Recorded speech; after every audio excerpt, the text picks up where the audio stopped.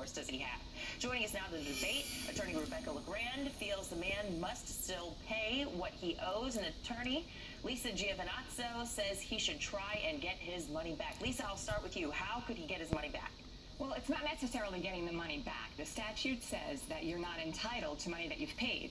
But they're actually going after this gentleman for arrears. He owes $21,000 plus interest in arrears. And that's not what the statute is protecting against. So on the basis of this is actually violating this man's constitutional rights. He has a finding from the court that he is not the paternal father of this girl. The mother has actually written a letter to the court saying, I don't want his money.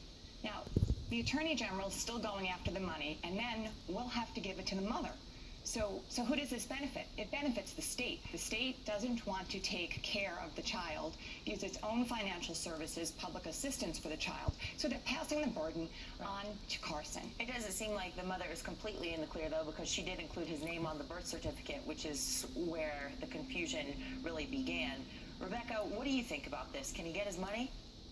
Well, you know, Mr. Carson didn't challenge this originally. He accepted he was the father for 13 years. There was a judgment against him that he owed this money. Just like a judgment when a court decides that you have to pay a traffic ticket. He had a debt, and the state is entitled to try and collect on that debt. Now, there may be ways he can get that money from someone else, but fundamentally, you know, the father, I feel bad for him here, but there's a reason he thought he was the father. He's not an innocent player here. He, frankly, must have slept with the woman. Wow, And you take a risk when that happens. Let's take a look at what Texas law says. When does child support end in Texas? Well, support stops once parental rights end, and they're still obligated for any payments before that date. Can you help us make sense of that, Lisa?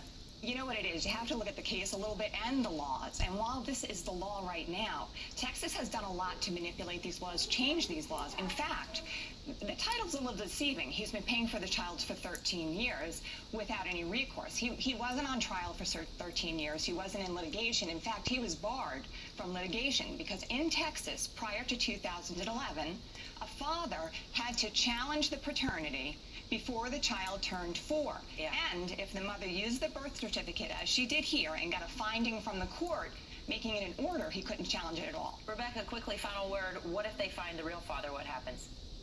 The real father would be responsible for child support payments going forward.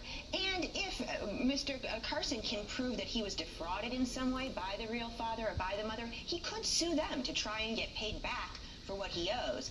But fundamentally, right now, he owes the money that the state has said he owed in the past, and he should have paid it. And unfortunately, there's a child wrapped up in the middle of all of this. Lisa and Rebecca, thanks for your time today. Thanks. 48 minutes after